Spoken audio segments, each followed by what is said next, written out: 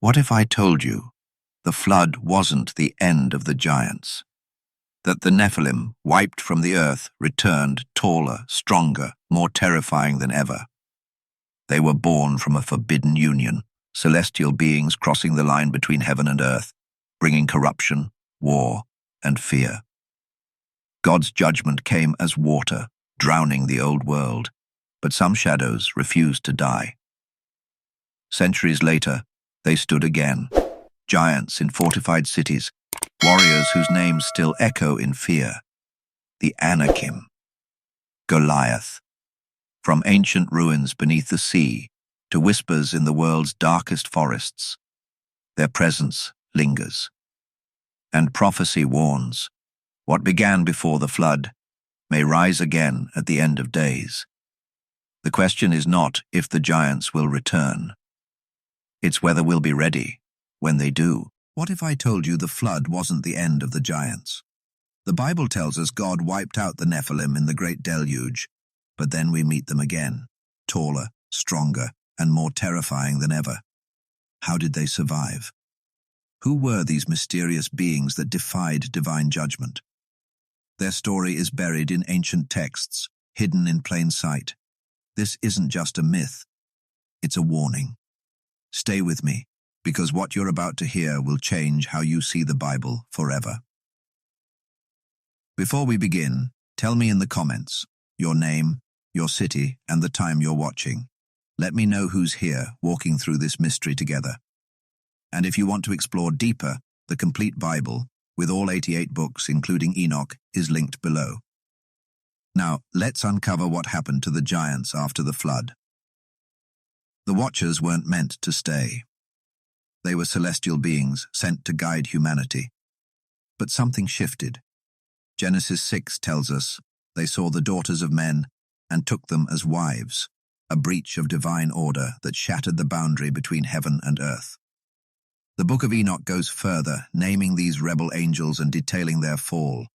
They taught forbidden knowledge, weapon-making, sorcery, the secrets of the stars. Their children were the Nephilim, not merely tall men, but something else entirely. Hybrid beings, unnatural, unstoppable. These half-angel, half-human offspring towered over ordinary people, their strength unmatched. Ancient texts describe them as warriors who consumed resources like locusts, turning the earth into a battleground. Violence spread like a plague. The Nephilim didn't just fight, they ruled, enforcing terror through sheer physical dominance. Normal humans stood no chance against them. Corruption seeped into every corner of the world, a distortion of creation itself. The earth cried out under the weight of their presence, the Watcher. This rebellion had consequences beyond the physical. Their union with humans twisted the natural order, creating beings that should never have existed. Their very existence was an affront to divine law. The Book of Enoch describes how the fallen angels taught their offspring to exploit the earth, stripping it bare. The Nephilim became tyrants, their appetites insatiable. Bloodshed became routine. The world descended into chaos, a mirror of the rebellion that had birthed these creatures. God's response was absolute. The flood wasn't just about punishing wickedness. It was a cosmic reset, wiping clean a world that had spiraled beyond repair. The waters rose, swallowing the Nephilim whole, purging their corruption from the land. The Watchers were bound in chains, imprisoned in darkness until judgment. It seemed like the end. But stories have a way of resurfacing. Scripture is sparse on what happened next, but hints linger. If the flood erased the Nephilim, why do their names appear again centuries later? Giants didn't vanish. They returned. Their legacy endured in whispers, in the fear of those who remembered. The floodwaters receded, but something still walked the earth. Something that refused to stay buried. The Nephilim were gone, but the question remained, had every trace of them truly been erased? The answer lay hidden in the ruins of drowned cities, in the bones of those who came after. The flood was meant to cleanse, yet the memory of giants lingered like a shadow. For every door closed, another seemed to crack open. Ancient cultures recorded encounters with towering figures long after the waters settled. The Bible itself would later speak of terrifying warriors, descendants of the old horror. Were these echoes of something older, something that refused to die? The flood was a line in the sand, but lines can blur. Nature abhors a vacuum, and the world is darker once you know what to look for. The watchers fell, the Nephilim rose, the flood came, but the story didn't end there. The flood wasn't just the waters rose without warning. It was the seams of creation unraveling. Genesis describes it as a rupture, the fountains of the great deep breaking open while the heavens poured down. Every mountain vanished beneath the waves. The scale was absolute, a planetary purge meant to scour the earth clean of the Nephilim's corruption. Noah's Ark floated alone in an ocean that buried civilizations. For 40 days, the deluge erased everything. Yet cracks appear in the narrative. If the flood was total, why do later texts speak of giants walking the earth again? Noah and his family were the only humans spared, chosen for their purity amidst a world of tainted bloodlines. But purity isn't the same as immunity. Genetic remnants could have lingered, silent, dormant, waiting to resurface. The Bible states Noah was perfect in his generations, a phrase some interpreters meaning his lineage was uncorrupted by Nephilim influence. But perfect is a strong word. The margins for error were thin. Geological evidence suggests cataclysmic flooding did occur in ancient Mesopotamia. Layers of silt and sediment point to a massive inundation around 2900 BCE, though scholars debate whether it was global or regional. Ancient flood myths from Sumer to Greece echo the biblical account, hinting at a shared memory of disaster. But none of these accounts mentions giants surviving. The silence is telling. Theologically, the flood was a reset button. God didn't just destroy the Nephilim, he erased their world. The abyss swallowed their cities, their knowledge, their very memories. The Watchers were imprisoned, their hybrid offspring wiped out. Yet reset implies a fresh start, not a permanent solution. Even the cleanest slate can still bear the faintest marks of what came before.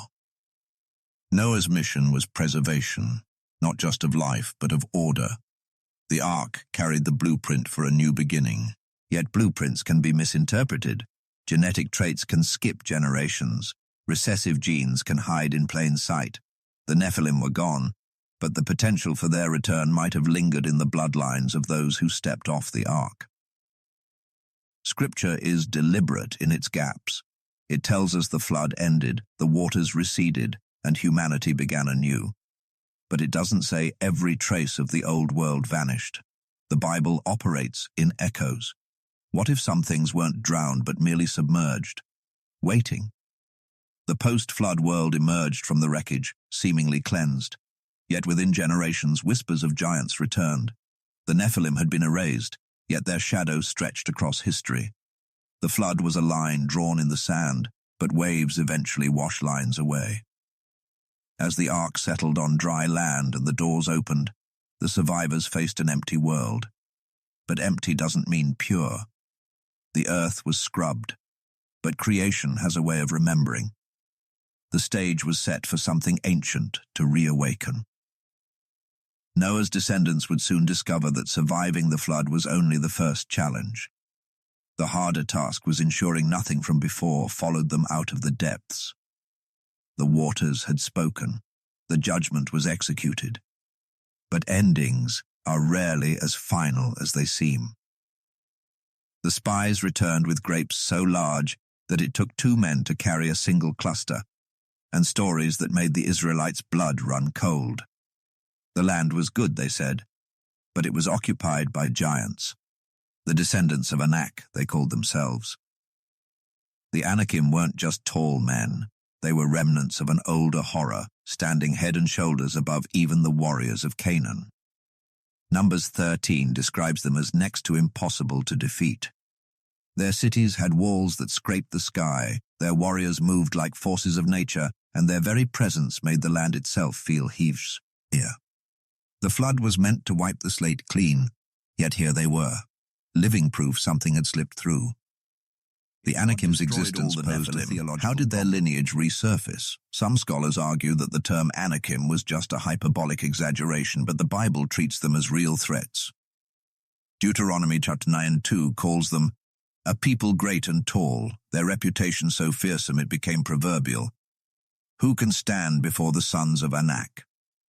Their name echoed through Canaanite lands like a warning. Physically, they dwarfed ordinary men. Ancient accounts describe their height as somewhere between 9 and 12 feet, with strength to match. Their bone structure was thicker, their frames built like siege engines. But their terror wasn't just physical. The Anakim carried themselves with the arrogance of those who knew their supremacy. They didn't just occupy land, they dominated it, bending the landscape to their will. Their cities were fortresses perched on high ground, designed to intimidate as much as defend. The connection to the Nephilim wasn't incidental. The Book of Numbers explicitly links them to the old giants, calling them part of the same corrupted lineage. Some ancient texts suggest the Anakim were descendants of survivors, that a few Nephilim had found ways to endure the flood's judgment. Others propose a darker possibility. Whatever genetic anomaly created the Nephilim wasn't fully eradicated. It lingered, surfacing generations later in scattered bloodlines. Canaan was their stronghold. When the Israelite spies scouted the land, they brought back tales of Anakim clustered in cities like Hebron, their presence turning the promised land into a battleground before the first sword was drawn. The spies' report fixated on their size, their numbers, their cities. Everything human logic said was insurmountable. Only Joshua and Caleb argued differently, their faith outweighing their fear. The Anakim represented more than military opposition. They were a test.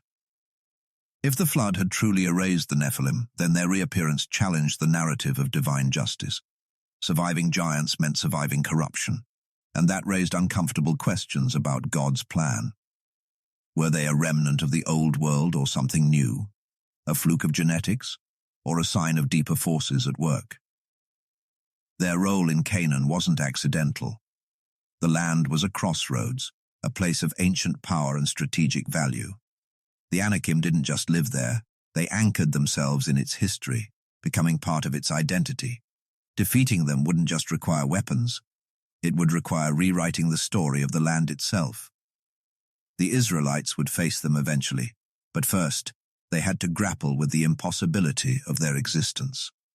Survivors weren't part of the plan. The flood was supposed to end this. Yet history has a way of leaving loose threads, and the Anakim were proof that some threads refused to be cut. The question wasn't just how to defeat them, it was deeper. How had they escaped judgment in the first place? The answer would force a reckoning with what the flood truly accomplished, and what might still be lurking in the shadows. The flood washed the world clean, or so it seemed. Yet within generations, giants walked the earth again. Their reappearance raises unsettling questions. If the Nephilim were obliterated, how did their bloodline persist? The Bible gives no direct answer, but ancient traditions propose disturbing possibilities. Some suggest fragments of Nephilim DNA survived in Noah's family. Though Genesis calls Noah perfect in his generations, the Hebrew word tamim implies wholeness rather than genetic purity. Could recessive traits have lain dormant in his sons' bloodlines? Certain Talmudic commentaries speculate that Ham, Noah's youngest, carried corrupted genes that later manifested in Canaanite lineages. While Scripture never states this explicitly, it would explain why Canaan, Ham's descendant, became ground zero for post-flood radical theories. The Book of Jubilees claims fallen angels returned after the flood, breaking their celestial bonds to once again take human wives. This would mean the Anakim weren't remnants but new hybrids, born from fresh angelic rebellion. Critics argue this contradicts Genesis's account that God imprisoned the Watchers, yet underground Jewish and Christian traditions kept these stories alive for centuries. The Dead Sea Scrolls contain fragments describing late arrivals, angelic beings who slipped past divine surveillance to repeat the Watchers' crimes. Then there's geography. The flood's waters covered all the high mountains, but ancient Mesopotamian flood accounts describe survivors who climbed peaks or built towers to escape the rising tides. Could Nephilim have weathered the storm in remote strongholds? The Babylonian epic of Gilgamesh mentions Utnapishtim, their Noah figure, spotting a distant mountain where something not human moved after the waters receded. Most scholars dismiss this as myth, but it mirrors persistent legends of giants surviving in isolated regions. Genetic anomalies offer another angle. Modern cases like gigantism or acromegaly show abnormal growth stemming from hormonal imbalances, often hereditary. While these conditions don't produce 12-foot warriors, they prove that genetic mutations can persist across generations. Ancient people encountering someone with gigantism might have interpreted it as supernatural, especially if the trait clustered in certain lineages, like the Anakim. The Bible deliberately leaves gaps. When Moses' spies report giants in Canaan, no explanation is given for their origin. This silence forces a confrontation with uncomfortable possibilities.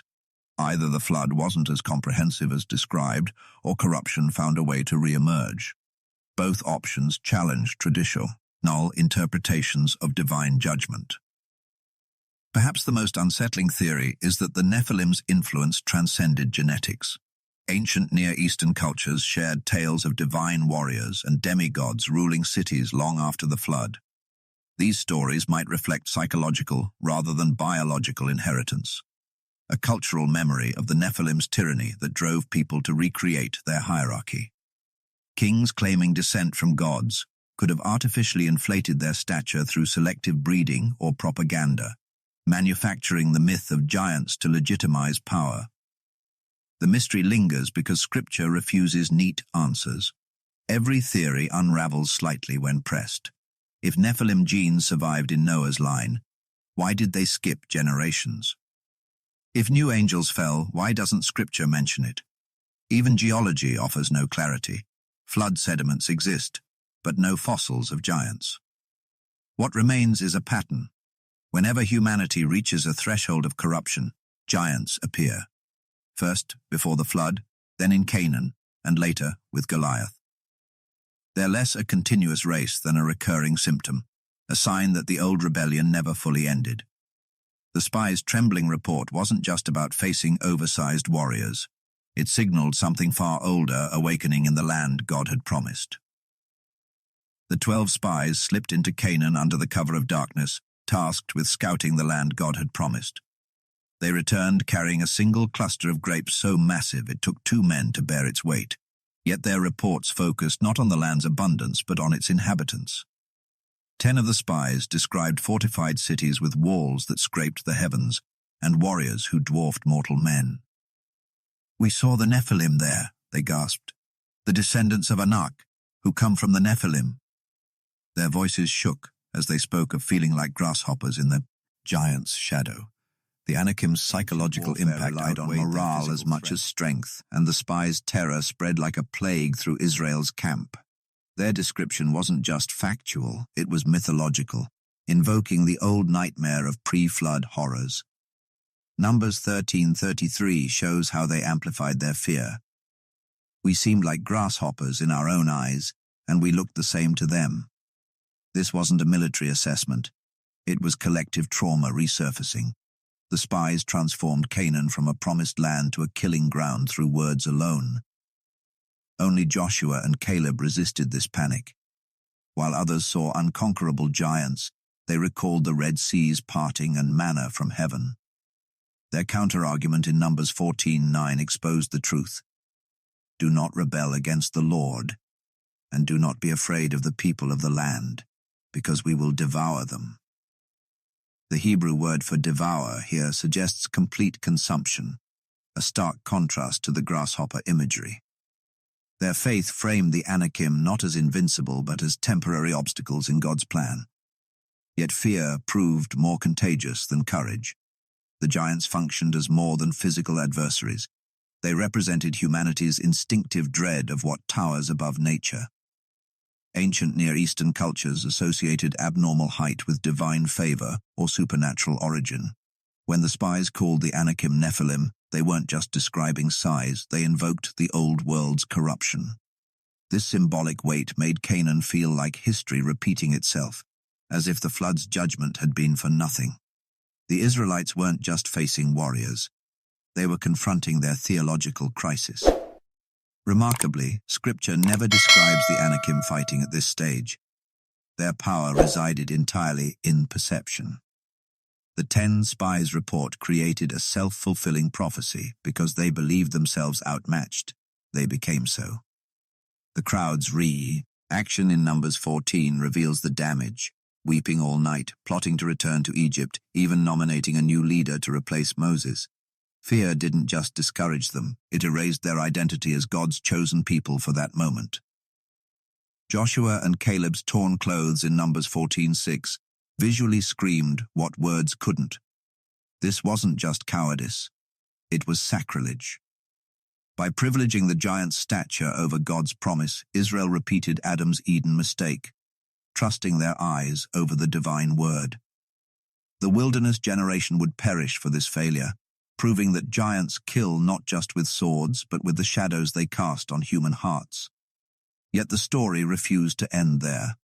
40 years later, a new generation would face the Anakim again, older, wearier, but finally ready to see Canaan as more than a graveyard. The spies' failure became a lesson written in bones. Giants are defeated not when they fall, but when people stop measuring themselves against them. Their report was supposed to warn Israel. Instead, it became a mirror. The land still waited, its grapes heavy on the vine, its giants pacing behind high walls. Judgment had come for the faithless spies, but the Anakim remained, for now. There would be other battles, other chances to choose between grasshopper thoughts and promised conquest. And waiting in the future, a boy would face a giant alone, armed with nothing but 5 smooth stones, and the lesson this generation failed to learn. The Philistine champion stepped forward at dawn, his shadow stretching across the Elah Valley like a siege ramp. Goliath of Gath stood over 9 feet tall, his bronze-scale armor weighing nearly 125 pounds, the equivalent of a full-grown man strapped to his torso.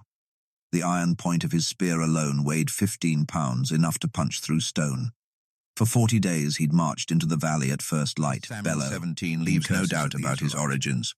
He descended from the Rephaim, the lingering remnants of the old giant clans thought extinct after Joshua's conquests. Single combat decided battles in the ancient Near East. When Goliath demanded a duel, he invoked an unspoken rule, one warrior against another, sparing the army's bloodshed. But this was no honorable contest. His taunts specifically mocked Yahweh, framing the conflict not between armies, but between gods. Each morning ritual deepened Israel's paralysis. King Saul, head and shoulders above his people, refused to fight. His soldiers flinched at the giant's voice. The scene mirrored Joshua's trembling spies centuries earlier, grasshoppers facing an opponent who defied nature. Goliath's equipment revealed more than physical superiority.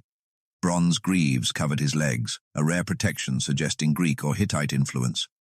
His spear's shaft was like a weaver's beam, thicker than most men's wrists. The armor's construction detail in Scripture isn't incidental. It emphasizes materials used to dominate through technological advantage. Yet his greatest weapon wasn't physical. It was psychological. Each shout of, "Am I not a Philistine?" reinforced tribal divides, making Israel forget they'd once felled giants before. David arrived as an anomaly. His brothers mocked him. Saul doubted his experience. Even Goliath laughed at the ruddy-faced shepherd boy clutching a sling. But David saw differently. Where others saw an invincible warrior, he recognized a man too reliant on armor, a relic of old wars. His speech to Saul framed the conflict in theological terms. Who is this uncircumcised Philistine that he should defy the armies of the living God? Where soldiers saw brute strength, David saw blasphemy needing correction. The confrontation lasted moments. A stone struck Goliath's forehead where his helmet left a vulnerable gap, precise targeting learned from defending flocks. When the giant fell, David used the Philistine's sword to behead him, mirroring how the Israelites displayed defeated enemies. Yahweh needed no swords or spears to humble the mighty. The weaponless shepherd proved more lethal than Saul's entire army because he fought with different calculations. Goliath's death marked a turning point, but not the end. 2 Samuel 21 records later battles against 4 more Rephaim descendants, including a warrior with 12 fingers and toes. Yet none matched Goliath's symbolic weight. His defeat shattered the Philistine myth of invincibility and exposed giants as vulnerable when faced with faith intact. The conflicting accounts of his death, David killing him versus Elhanan in 2 Samuel 21, reflect textual complexities. Some scholars argue that Elhanan was David's birth name. Others see scribal errors. What remains clear? This giant story was important enough that traditions preserved multiple versions.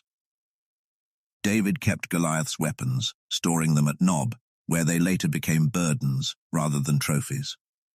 When Saul massacred the priests there, the blame trailed back to that battlefield triumph. Victory couldn't erase the giant's lingering shadow, only push it further into memory. Scripture's last definitive giant fell not to an army, but a shepherd. The contrast wasn't accidental. From the flood forward, giants represented distortions of creation's order, hybrid beings disrupting divine intent. David's victory affirmed that no matter how tall the opponent, faith could level the field. The Nephilim's legacy would persist in legends, but their era of dominance closed in that dusty valley where stones proved sharper than spears. The Nephilim never truly disappeared. Their shadows stretched across civilizations, leaving marks in clay tab, lets, and oral traditions. From the Greek Titans to the Norse Jotnar, every ancient culture told stories of giants who walked the earth before Rakshasas towering over battlefields, while Sumerian texts speak of demigods building ziggurats that scraped the heavens. These weren't coincidences. They were echoes of something older, a collective memory of the Watcher's rebellion that refused to fade. Archaeologists have uncovered puzzling finds for centuries. The 1891 discovery of a 9-foot skeleton in Ohio's Serpent Mound made headlines. Greece's Peloponnese region yielded oversized femurs in 1998. Most were later debunked as misidentified mastodon bones or burial assemblages. But the pattern persisted. Ancient burial sites from Malta to Peru occasionally contain abnormally large remains, 7 to 8 feet tall, far exceeding regional averages. While science explains these as genetic disorders or nutritional advantages, the timing remains curious. Many cluster in periods when local myths say giants ruled. Scripture treats giants as more than physical anomalies.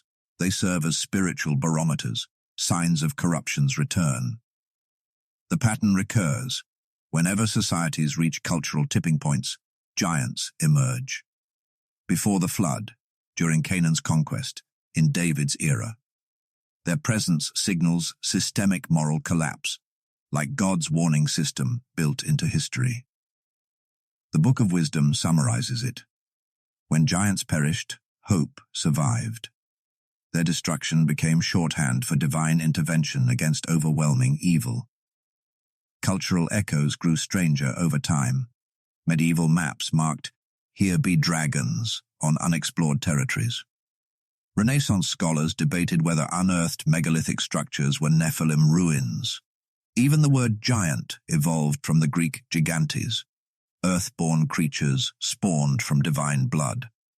Every reinterpretation carried whispers of the original sin, beings crossing boundaries they shouldn't. Modern sightings still erupt periodically. Romanian foe rests. The Andes Mountains, rural American crossroads. Most are hoaxes or misidentifications, yet the stories persist. Psychologists attribute this to the giant archetype, humanity's need to externalize existential threats. But the Bible suggests something darker. These tales endure because the spiritual reality behind them never died. The Nephilim's legacy isn't just bones or myths, but the persistent fear that the old corruption could return. Their theological significance cuts deeper. Giants represent the limits of hybridity, What happens when divine and human realms mix outside God's design? Paul's letters warn against spiritual forces of evil in terms that recall the Watcher's sins. Revelation's beasts share eerie parallels with Nephilim descriptions. The pattern holds. Forbidden unions produce monsters, not just physically, but spiritually. The archaeological record will never satisfy seekers of literal giants. But the real evidence isn't in soil layers, it's in humanity's repeated nightmares. Our myths keep resurrecting towering figures because we instinctively recognize their symbolic weight. They're manifestations of our dread that the old rebellion might not be over. Scripture frames them as cautionary tales writ large. Every giant's appearance coincides with societal unraveling, their falls with spiritual renewal. Their bones may crumble, but their lesson stands. Some lines exist for a reason. The Watchers crossed one and doomed two worlds. The echoes of that choice still rumble through every generation that gazes up at ancient megaliths and wonders. What built these? Who walked here before us? The answers matter less than the question's persistence. Something in us remembers. Maybe that's the Nephilim's true legacy, not their size, but the shadow they cast on human consciousness. A reminder that corruption leaves scars deeper than floodwound. Haters can wash away. The stones of Jericho tumbled. Goliath's sword rusted. But the warning remains. When giants reappear, pay attention. End with David's victory. It shifted arenas.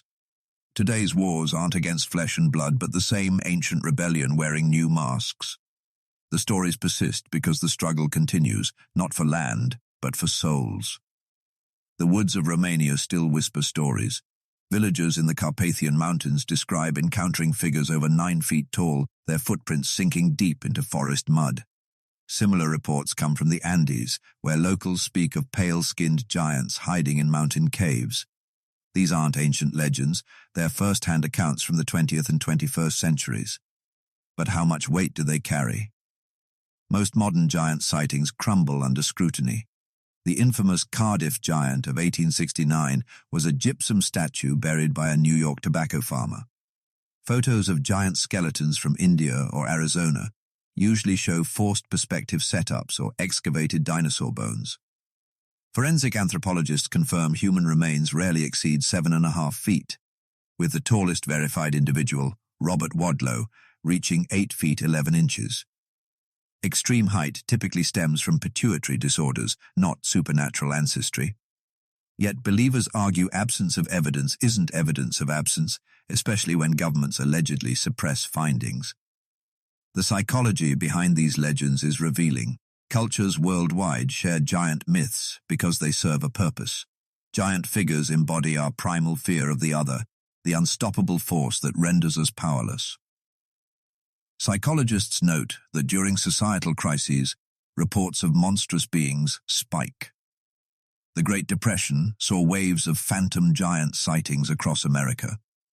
After 9/11, conspiracy theories surged about hidden Nephilim bones in Afghanistan. When humans feel vulnerable, we resurrect old nightmares to rationalize chaos. Some cases resist easy dismissal. In 1911, miners in L's Overlock Cave, Nevada, discovered dozens of oversized skeletons with red hair. Local Paiute tribes had oral histories of battling cannibalistic giants in that cavern. While most bones disappeared, the few remaining show unusual thickness but normal proportions. Similarly, Ecuador's giants of the Amazon exhibit features elongated skulls and 7-foot skeletons, likely from ritual head-binding, yet still fueling speculation. The line between fact and folklore blurs where science hasn't fully excavated. Ancient astronaut theorists take it further, suggesting extraterrestrials engineered Nephilim-like hybrids.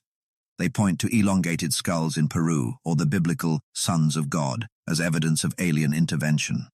Mainstream scholars dismiss this as pseudoscience, but the theory persists because it offers a technological twist on an old theological problem: how forbidden knowledge entered human hands. What's most telling isn't the sightings themselves, but their consistency. Descriptions of modern giants mirror ancient texts. thick bones, reddish hair, disproportionate strength. This persistence suggests either a deep cultural memory or a shared human impulse to explain the unknown through familiar templates. Even the Bible acknowledges this tension. Proverbs 25:2 says, "It is the glory of God to conceal things, but the glory of kings to search them out." Ultimately, belief in modern giants reveals less about hidden creatures and more about our need for mystery. We secretly want giants to exist, not as threats, but as proof that the world still holds undiscovered wonders. Every reported sighting, debunked or unexplained, keeps alive the possibility that remnants of the old world endured. The truth may lie in perception. When faced with something incomprehensibly large, whether a skeleton, a shadow, or an ancient wall, we have two choices. Dismiss it as impossible or let it widen our understanding of history. Both responses serve a purpose. Skepticism keeps us grounded. Belief keeps us searching. As technology advances, Romanian forests, satellite imaging maps, Andean caves. Yet the core question remains unchanged since David faced Goliath.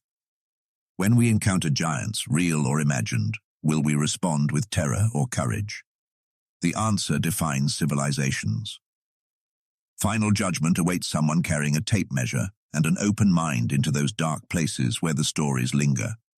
Until then, the whispers persist, carried on mountain winds and coded into our oldest fears. The Nephilim may be gone, but humanity still watches the tree line, waiting for movement where shadows grow too tall. The Book of Revelation contains no direct mention of Nephilim, but its visions of end-times chaos carry echoes of their rebellion. When John describes locusts with human faces and lions' teeth in chapter 9, or beasts rising from the sea in chapter 13, scholars debate whether these symbolize resurrected hybrid beings. The descriptions share unsettling parallels with ancient accounts of Nephilim, unnatural combinations, supernatural strength, and rampant corruption. Some theologians argue Satan's final rebellion will mirror the Watcher's original sin, another attempted perversion of creation's order. Enochian traditions resurge in eschatology. Second Temple texts like 2 Enoch claim the bound Watchers will be released for a final confrontation before judgment. This aligns with Revelation's imagery of the abyss opening in chapter 9. The pattern repeats. Forbidden knowledge spreads, hybrid creatures emerge, and divine intervention becomes inevitable. Though mainstream Christianity often dismisses these connections as apocryphal, the underlying theme persists, that history's last act must resolve its first great rebellion. Modern prophecy teachers take this further. They analyze Daniel's Days of Noah reference in Matthew 24, suggesting Nephilim-like beings will reappear through genetic engineering or demonic activity. Some point to UFO phenomena as potential fulfillment, citing Genesis 6's sons of God as extraterrestrial hybrids. These theories remain fringe, but their popularity reveals enduring fascination with the idea that the end times might literalize ancient myths. Revelation's most chilling passage comes in 16:13-14, where frog-like demonic spirits gather kings for battle at Armageddon. The language evokes Exodus plague narratives, hinting at another confrontation between divine order and supernatural corruption. Just as Pharaoh's Egypt birthed giants like the Anakim, Numbers 13:22, so the end times empire might spawn new abominations. The symbolism pivots on a theological truth. When humanity collaborates with dark powers, the results are never purely human. Premillennialists argue that the Gog and Magog war in Revelation 28-9 represents the final stand of corrupted beings against God's people. The imagery of nations as numerous as the sand on the seashore mirrors Nephilim-era population explosions, Genesis 6:4. Here the cycle completes, overwhelming numbers versus divine intervention, before fire from heaven consumes the rebels. The parallel suggests history's closing act will bookend its opening tragedy. Jude 6 provides the clearest closure. Angels who left their proper dwelling are kept in eternal chains under gloomy darkness until the judgment of the great day. Peter's epistles reinforce this, mentioning pits of darkness reserved for disobedient spirits. The message is unambiguous. The Watcher's sentence was deferred, not cancelled. Their ultimate fate mirrors their offspring's, complete eradication from the new creation. No hybrids will walk on the renewed earth. Theological implications run deep.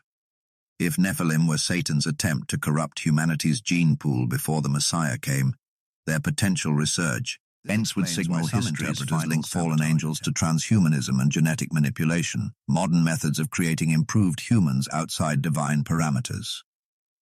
The core sin remains unchanged, overstepping boundaries set by the Creator. Yet Revelation's climax offers resolution. The beast and false prophet hurled into the lake of fire in Revelation chapter 19:20 foreshadow the final imprisonment of all rebellious beings. Heaven's victory isn't merely military, it's judicial. The same God who drowned the Nephilim will sentence every spiritual mutiny with perfect equity. No hybrid survives the burning away of impurity. Legends persist because human rulers keep trying to build towers of Babel and resurrect old terrors. But Scripture's arc bends toward isolation and the eradication of corruption. Whatever form end-time rebels take, literal giants or symbolic systems, they'll share the Watcher's fate. Chains await the fallen, fire consumes the impure, and beyond the smoke, a world remade stands waiting, where no footstep shakes the ground with unnatural weight. For now, shadows linger. Governments classify strange excavations, labs edit genomes, observers watch the skies. But the ending was written long ago, in the same books that recorded the beginning. History isn't spiraling, it's converging. The final chapters will reveal what we've always suspected. Some lines weren't meant to be crossed twice. The story of the Nephilim isn't just ancient history. It's a blueprint for understanding the spiritual battles still raging today. Think of the Watcher's rebellion as the original hack of creation, a cosmic violation of boundaries we see repeated in modern forms. When elite scientists splice genes or tech moguls chase digital immortality, they're playing with the same primordial temptation to become like gods without God. The methods changed, CRISPR instead of Celestia, Le Rouges. But the pattern remains. Hybridization still terrifies because it represents humanity straining against its limits. Look at our monsters. Every zombie apocalypse story is ultimately about corrupted humanity. Superhero films fixate on enhanced beings wrestling with their hybrid nature, mutants, cyborgs, half-aliens. The cultural obsession mirrors the Nephilim dilemma. What happens when we alter the human blueprint? Hollywood's Thanos and Marvel's Eternals borrow Nephilim motifs, pseudo-divine beings who reshape civilizations according to their will. Our fiction keeps resurrecting these themes because we instinctively recognize them. The Watcher's sin was the first transgression of category, and we've been retelling it ever since. Faith becomes the counterweight. The Bible frames every giant encounter as a test of trust. Noah built an ark before seeing rain. Joshua marched around Jericho, blowing trumpets. David picked up stones while seasoned warriors cowered. Their obedience created the conditions for impossible victories. Today's equivalent isn't slingshots against armor. It's choosing integrity in a world that rewards compromise. When corporations pressure employees to cut ethical corners or social media algorithms amplify anger, the real giants aren't 12 feet tall.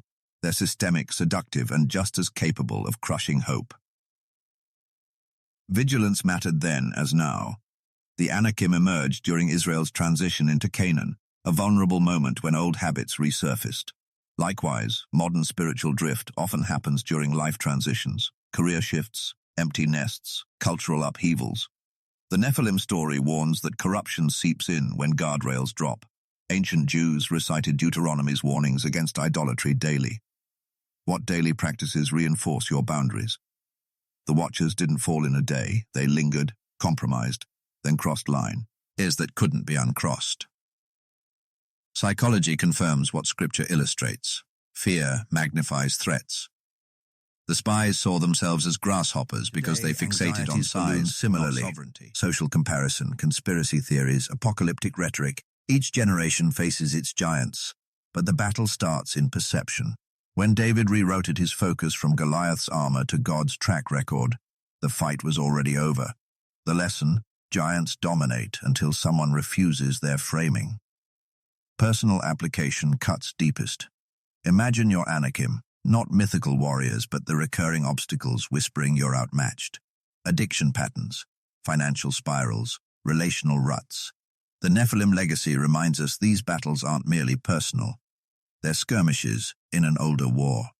Overcoming them requires more than willpower. It demands spiritual repositioning.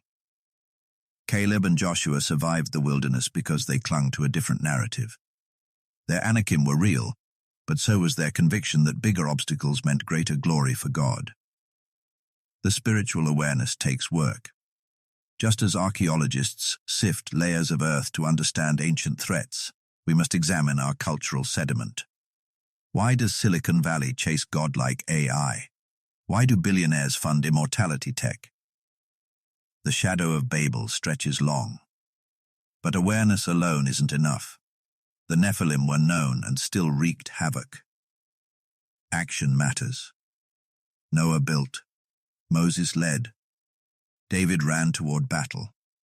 Their moves were imperfect, but oriented toward obedience over intimidation. What made the giants frightening wasn't their strength, but their existence. Proof that corruption could take tangible form. Today we face mirrored versions, systems that dehumanize, ideologies that bend reality, addictions that rewrite neural pathways. The hope lies where it always has, in recognizing that every Goliath has an unshielded forehead, and no rebellion outlasts divine justice. The final lesson whispers through millennia. The giants you'll remember weren't the ones who towered over you, but those you overcame. Their story ended where ours continues, with a choice to see through the smoke of modern battlegrounds. The weapons have changed, the stakes haven't. Every generation gets its giants. The question is whose measurement you'll trust when they appear. The giant's story reveals a pattern etched deep in human history. Whenever rebellion crosses divine boundaries, destruction follows. The Nephilim, Anakim, and Goliath weren't just anomalies, but warnings. Their rise and fall show both the cost of corruption and the certainty of justice. Spiritual battles still rage, though the weapons have changed. Modern giants wear different masks, systems of oppression, ideologies of excess, technologies that tempt us to play God. The lesson remains: vigilance matters. Stay watchful. The past speaks through these stories for a reason. If you found this exploration compelling, subscribe for more journeys into Scripture's untold layers. The truth is always deeper than it seems,